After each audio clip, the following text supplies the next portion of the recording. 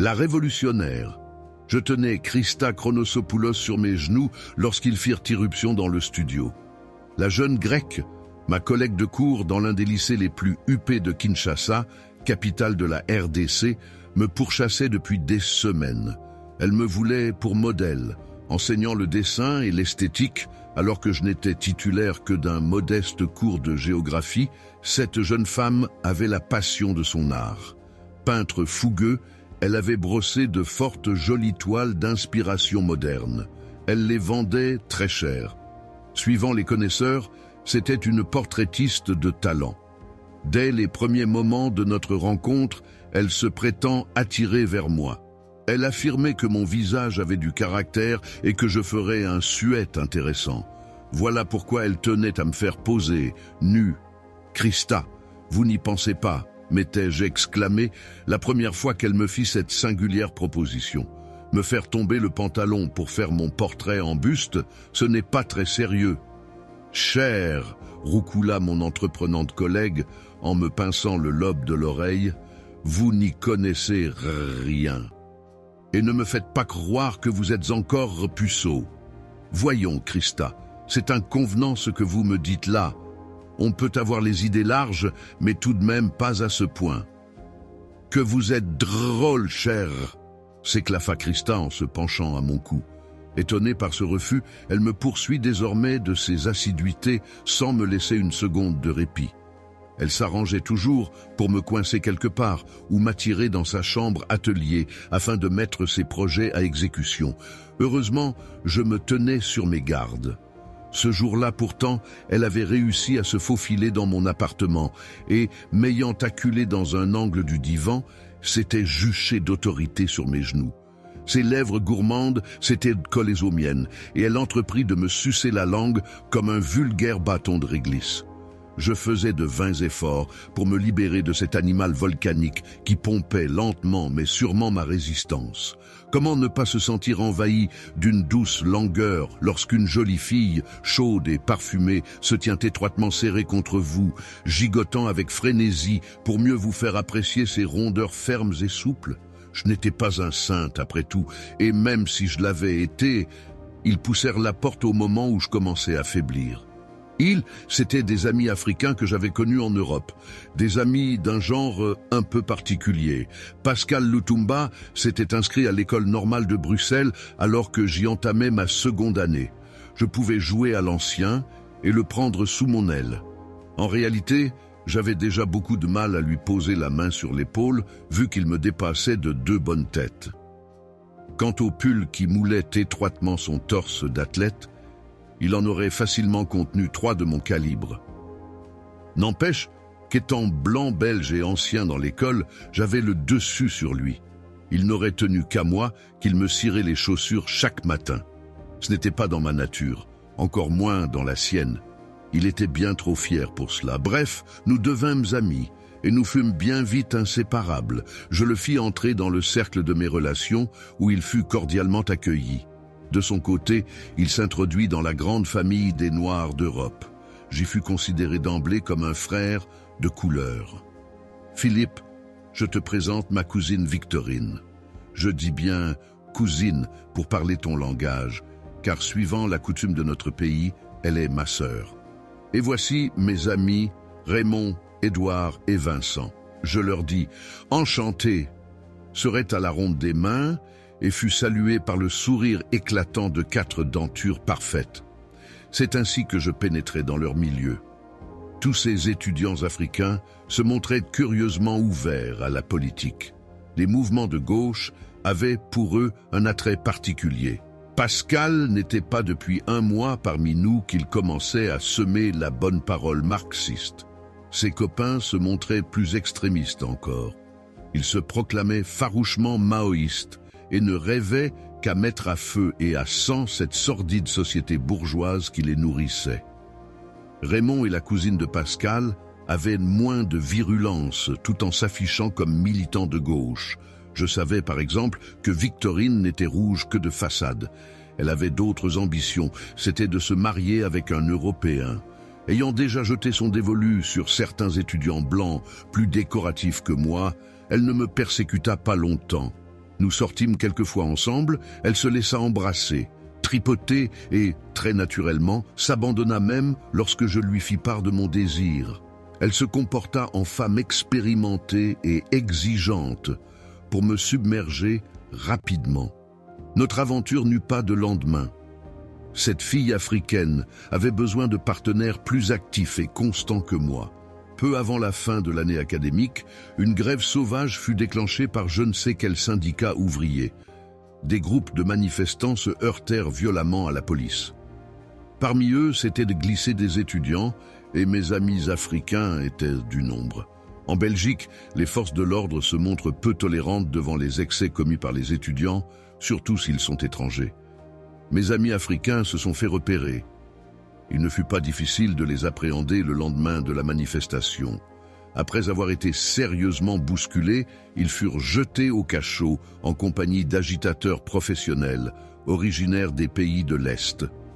Une semaine plus tard, on les expulsa en bloc avec la bénédiction de leurs ambassades respectives, trop heureuses de se voir débarrassées de ces brebis galeuses. J'eus à peine le temps de faire mes adieux à Pascal qui me lança, pendant que les gendarmes l'emmenaient, à un de ces jours, Philippe, on aura bien l'occasion de se retrouver en d'autres temps et d'autres lieux. Nos retrouvailles n'eurent lieu que 8 ans plus tard. Nous nous trouvions cette fois en Afrique, à Kinshasa, capitale de la RDC, précisément où j'étais venu exercer mon métier de comptable. À la terrasse d'un café, je croise le regard d'un homme dont l'allure me semblait familière. Il me sourit largement et vint, la main tendue. Que je sois pendu si ce n'est pas là le petit Philippe. C'était Vincent, l'ami de Pascal Lutumba. Il m'emmena à la cité où je retrouvais une partie de la bande. Raymond et Édouard, devenus respectivement fonctionnaires et financiers, avaient quitté le groupe initial. Je revis avec plaisir Pascal et sa cousine Victorine. Je compris tout de suite qu'ils étaient plus communistes que jamais, ayant noué d'étroits contacts sur place avec des diplomates en poste à Kinshasa, RDC. Pascal avait pris la tête d'un noyau de mécontents et d'aigris qui s'en prenaient violemment au régime. Ils utilisaient des armes sournoises, comme le tract et les journaux clandestins, avant de se montrer plus dangereux encore en faisant parler la grenade et le plastique. Le mouvement n'était pas encore entré dans cette phase décisive au moment où je retrouvais mes amis. Nos relations, interrompues dans les circonstances particulières que l'on sait, se renouèrent comme si on s'était quitté la veille. J'appris qu'après l'expulsion, mes amis avaient pu obtenir des visas pour Prague, Bucarest et Moscou, où on leur offrait la possibilité de poursuivre leurs études en se faisant endoctriner jusqu'à la moelle. « Tu n'y as pas trouvé un mari, Vicky ?» demandai-je innocemment à la cousine de Pascal qui me fixait d'un œil énigmatique. « Les hommes de l'Est sont peu sensibles au charme des femmes africaines », répliqua sèchement le chef du groupe. « Les vrais militants communistes font passer les préoccupations idéologiques avant leurs besoins sexuels. » Je compris que le sexe et le mariage étaient des sentiments de petits bourgeois et je me le tins pour dit. Pascal, Victorine et Vincent passaient chez moi à des intervalles réguliers, ensemble ou séparément, et m'emmenaient parfois assister à une fête coutumière ou à une réjouissance familiale. Jamais ils ne me mêlèrent à leur complot. Quelques mois plus tard éclatèrent les premiers incidents sérieux. Une voiture piégée explosa, une grenade incendiaire fut lancée dans un entrepôt, une charge de plastique réduisit en cendres la façade d'un ministère. Simultanément, des troubles furent signalés dans différents faubourgs. Des parlementaires étaient kidnappés, malmenés, rançonnés. On commença ensuite à ramasser des cadavres à tous les coins de rue. Des policiers, fonctionnaires, commerçants furent mystérieusement éliminés pour avoir peut-être manifesté trop haut leur hostilité au mouvement révolutionnaire. J'avais autre chose en tête, à l'époque, que de faire un rapprochement entre les opinions expérimentées par mes amis africains et les actes de vandalisme qui se multipliaient. J'étais accaparé par Christa qui me poursuivait avec entêtement, prétendant toujours me faire poser en tenue d'Adam. Ce jour-là donc, j'étais bien près de subir les derniers outrages. Christa s'imaginait qu'en me faisant don de son corps, Je ne pourrais que lui prêter le mien pour le plaisir de ses pinceaux. J'avais résisté jusqu'à l'extrême limite de mes forces. Christa, la robe retroussée à mi-cuisse, la blouse béante sur des trésors affolants, se trémoussent furieusement contre moi, sans cesser de me brouter les lèvres. Ils entrèrent à ce moment-là, on avait couché Vicky sur le divan. Sa blessure n'avait pas l'air grave, mais saignait abondamment. Christa, qui s'était subitement déguisée en infirmière, lui avait dénudé le haut du buste pour nettoyer la plaie. Il ne s'agissait que d'une vilaine coupure dans le gras de l'épaule.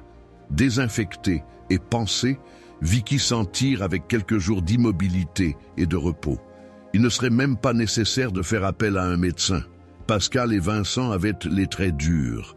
Ils regardèrent pensivement leurs camarades de combat qui gémissaient doucement en souillant mes coussins. Comment allons-nous faire pour rejoindre le quartier général avec une femme dans cet état, fit l'un. Si on l'abandonne et qu'elle tombe entre les pattes de la police, constata l'autre, nous sommes cuits.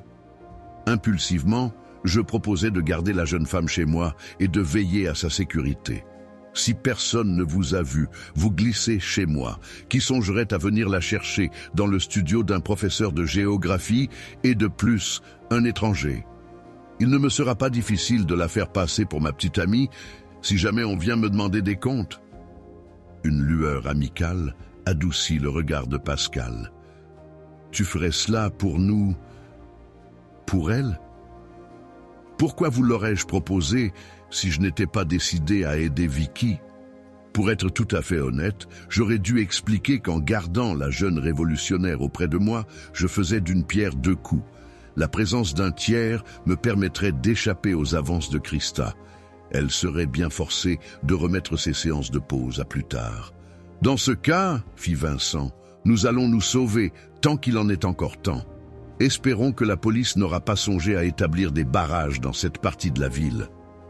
Attendez, fit tout à coup Christa. Moi aussi, je puis vous être utile, si vous le voulez bien. Ma jolie grecque était transformée. La fièvre grossissait ses joues et ses yeux brillaient d'un éclat inhabituel. Moi qui la connaissais bien, je vis avec quelle convoitise elle détaille Pascal. La minceur de ses hanches, la largeur de ses épaules. Christa venait de trouver un modèle beaucoup plus impressionnant que le précédent. Elle expliqua qu'elle avait laissé sa voiture, une petite Fiat décapotable, en stationnement derrière l'immeuble. La rue était peu fréquentée. Ma collègue se proposait de faire entrer Vincent dans le coffre et de dissimuler Pascal sous le siège arrière, camouflé par son matériel de peinture. Au volant de son petit bolide, la jolie grecque n'aurait aucune peine en empruntant des voies détournées de faire passer les deux hommes entre les mailles du filet.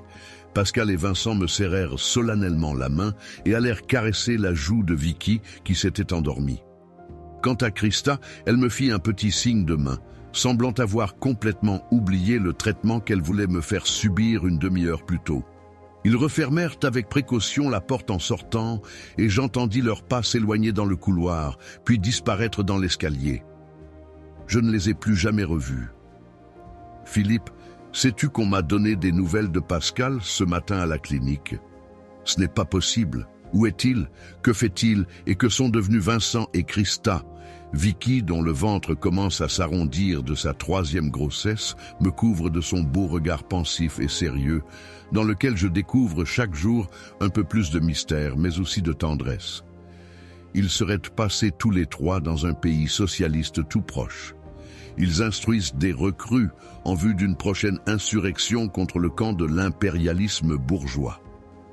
Je considère ma femme avec perplexité et, surpris sur le sens de ses paroles, je me hasarde à lui demander « Tu ne regrettes rien ?»